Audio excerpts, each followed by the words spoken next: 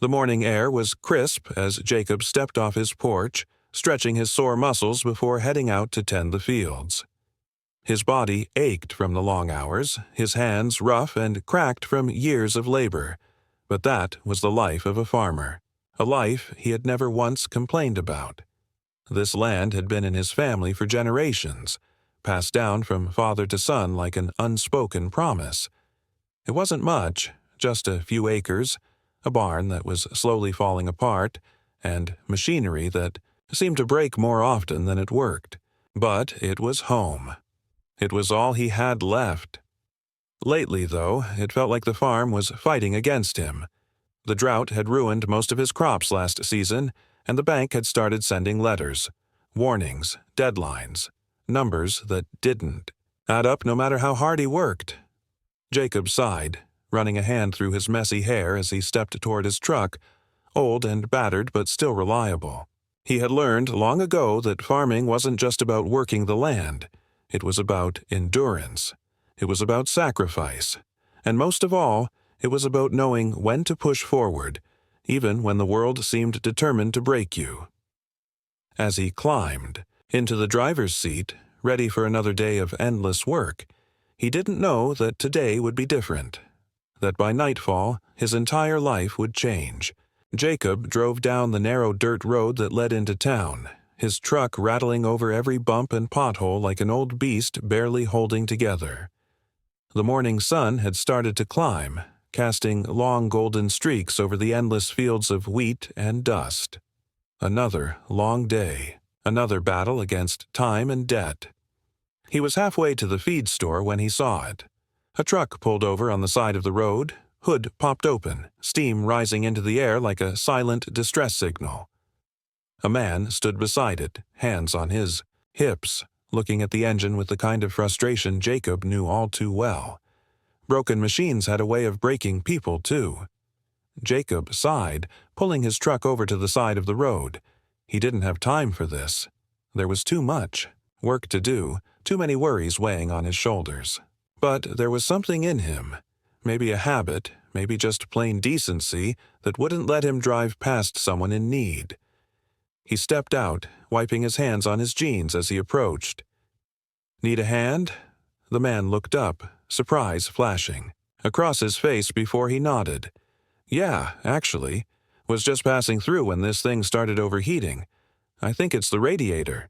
Jacob glanced at the truck. New model, expensive, the kind of vehicle he could never afford. Whoever this guy was, he wasn't from around here. "I can take a look," Jacob said, rolling up his sleeves. "Might be able to get you running. Again." The man smiled, grateful. "I'd appreciate it. Name's Daniel." Jacob nodded, already inspecting the engine. Jacob. The two men worked in silence for a while, Jacob's practiced hands moving over the components with the familiarity of someone who had spent his life fixing things that should have been replaced long ago. The problem wasn't complicated. A busted hose, something that could be patched up well enough to get the truck to the next town. As he worked, he couldn't help but notice Daniel's watch. Sleek, expensive. The way his clothes, though simple, looked too clean, too tailored. This wasn't a man who was used to broken-down trucks and back roads. "So," Jacob said, tightening a clamp, "what brings you out this way?" Daniel hesitated for a second as if considering how much to say. Then he shrugged. "Just passing through. Needed to get away from the city for a bit." Jacob nodded, understanding more than he let on. Some people ran from problems you could see. Dry fields, overdue bills, a failing farm. Others ran from problems that were harder to name. He finished the patch, stepping back. "That should hold long enough to get you to town.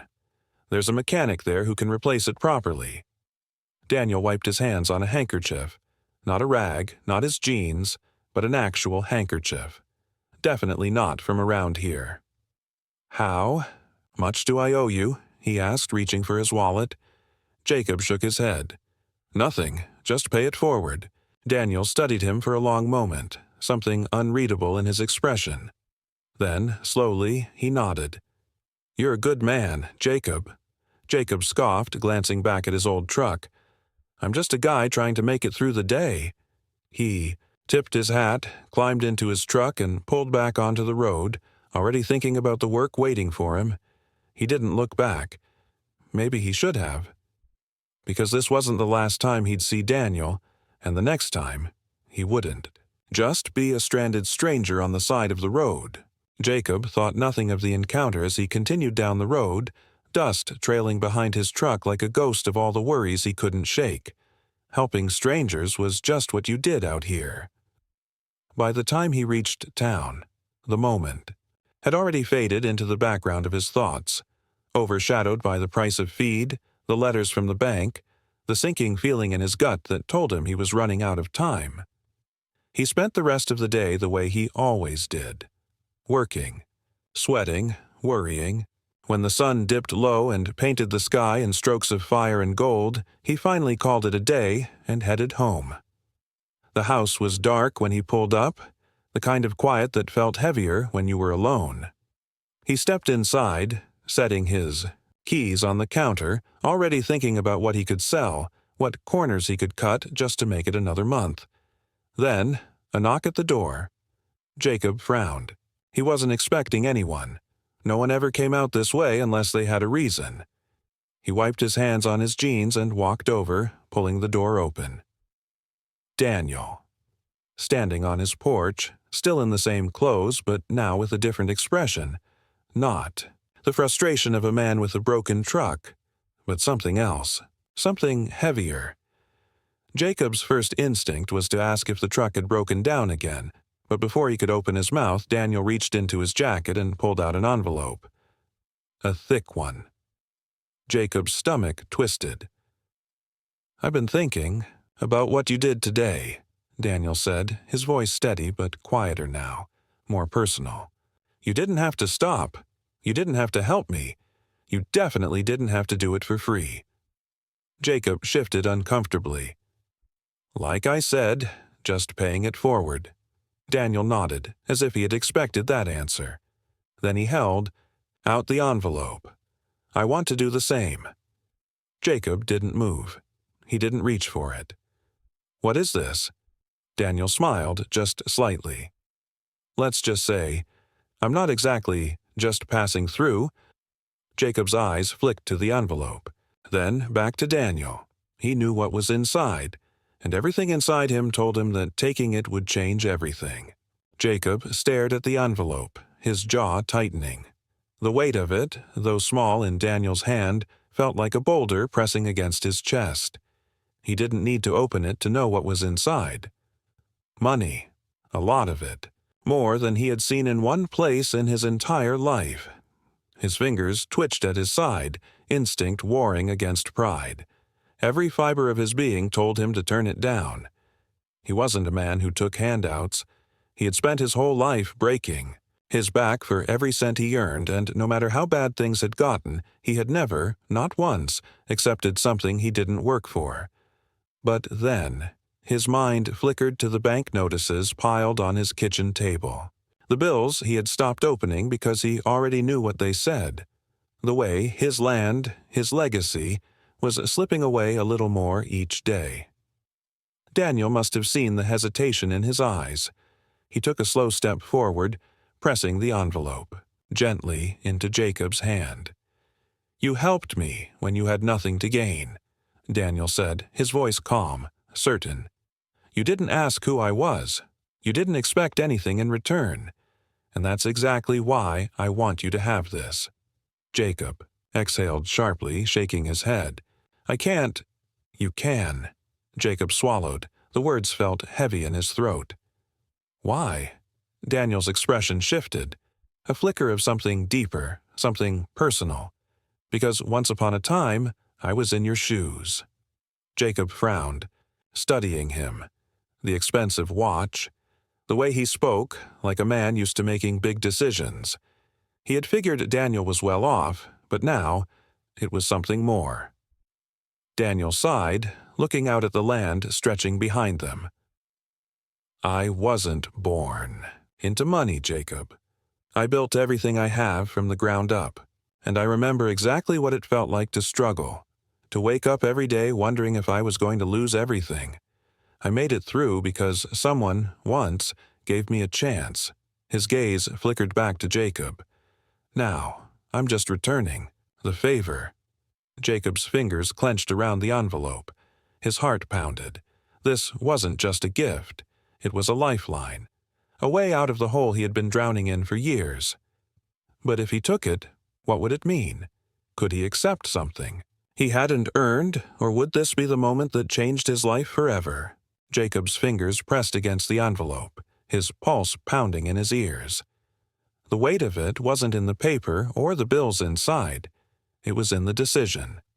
His entire life had been built on the idea that you worked for what you had. That nothing came easy. That if you couldn't make it on your own, you weren't meant to make it at all. His grandfather had drilled that into him since the day he was old enough to carry a bale of hay. This land owes you nothing. You fight for it or you lose it. And yet, here he was, standing on his own porch, with everything he had ever fought for slipping through his fingers, and a way out staring him in the face. Daniel didn't push. He just stood there, patient, letting Jacob wrestle with something that felt bigger than himself. Jacob let out a slow breath, shaking his head. "I don't know if I can take this." Daniel gave a small, knowing smile. "Why? Because you didn't earn it?" Jacob clenched his jaw but didn't respond. Daniel sighed, stepping closer. "You think I earned every dollar I have? Maybe I did. Maybe I worked my way up, built something from nothing. But you know what else? I didn't do it alone. No one does. Somewhere along the way, someone helped me. Someone gave me a break when I needed it most, and that's the only reason I'm standing here today." Jacob swallowed hard, his throat dry. Daniel's voice softened. "This isn't charity. It's not a handout. It's someone who sees your fight, who knows exactly how hard you've been holding on, and who has the ability to give you the break you deserve." Jacob exhaled shakily, his grip on the envelope tightening. He wanted to say no. He wanted to walk away, pretend this moment never happened. But for the first time in years, he allowed himself to ask the question he had never dared to before. What if he didn't have to do this alone? The thought hit him like a punch to the gut. He had spent so long believing that survival meant suffering, that if he wasn't struggling, he wasn't working hard enough. But maybe, just maybe, survival could mean accepting help, too. His chest rose and fell, his mind warring with itself, and then, slowly, almost painfully, he nodded. Not a big nod, just the slightest dip of his head, but it was enough. Daniel smiled, clapping a firm hand on Jacob's shoulder. "Good." Jacob looked down at the envelope one last time, then back at Daniel. His voice was rough when he spoke. "I won't waste this." Daniel nodded. "I know you won't." And just like that, everything changed. Jacob sat on his porch long after Daniel had left, the envelope resting on the wooden table beside him like it carried the weight of every choice he had ever made. The evening air was crisp, the sky above him shifting from deep orange to a navy, blue, speckled with the first stars of the night. He had taken it. The money, the chance, the help he had spent his entire life refusing to believe he needed. It didn't feel real yet. His whole life had been spent in survival mode, counting every dollar, stretching every meal, pushing through exhaustion just to make it one more day. And now, for the first time in as long as he could remember, he could breathe. But with that breath came something else. Fear. What if this didn't fix things? What if the money disappeared as quickly as it came, swallowed by overdue bills and repairs? What if, despite all of this, the farm still slipped through his fingers? And worse, what if taking it changed him? He had always been the man who worked for everything, the man who took pride in the struggle, even when it broke him. Who was he if he allowed himself to take the easy way out? He clenched his jaw, running, a rough hand through his hair. It wasn't the easy way out, it was a second chance, and second chances didn't come often. The sound of the wind rustling through the trees filled the silence around him, grounding him in the moment. He thought about his grandfather, about the generations before him who had fought to keep this land alive. If they had been given this opportunity, would they have taken it? Maybe. Maybe not. But Jacob wasn't them, and he was tired of fighting, just to survive. His eyes drifted back to the envelope, the edges slightly worn from the way he had gripped it. He picked it up slowly, feeling the weight of what it meant, of what it could do. Then, with a deep breath, he stood up. Tomorrow, he would go to the bank. Tomorrow, he would start making things right. Tomorrow, for the first time in his life, he wouldn't just be surviving. He would be living. Jacob stepped into the bank the next morning, the envelope pressed tightly against his chest. His heart pounded, his stomach twisted. This was it. The moment he had spent years praying for. A way out. He walked up to the teller, his voice steady but his hands trembling as he slid the envelope forward. "I'd like to pay off my debts." The woman behind the counter took it, flipping through the thick stack of bills. She raised an eyebrow, clearly surprised but professional enough not to say anything. "I'll get this processed. Just a moment. Mr. Walker." Jacob exhaled sharply, nodding, trying to steady himself as he looked around. The bank was quiet, the usual hum of morning transactions filling the air. People coming and going, handling their lives. It felt normal, but nothing about today was normal. Then, a voice behind him. "Excuse me, sir?" Jacob turned slowly, his pulse immediately spiking. Two men in suits stood near the entrance, their presence wrong. Too stiff, too deliberate. Their eyes locked on him, their expressions unreadable. Jacob's breath caught. "Yeah," one of them flashed a badge. "Federal. Mr. Walker, we need to ask you some questions about the money you just deposited." The world around him went silent. The bank teller hesitated, glancing between Jacob and the agents. He could feel the stares of the people around him now, feel the weight of the moment pressing down on his chest like a vice. His mouth went dry. "What? What's this about?" The agent's expression didn't change. "Sir, where did you get that? Money?" Jacob felt his stomach drop, his mind racing back to Daniel, to the moment he had taken the envelope.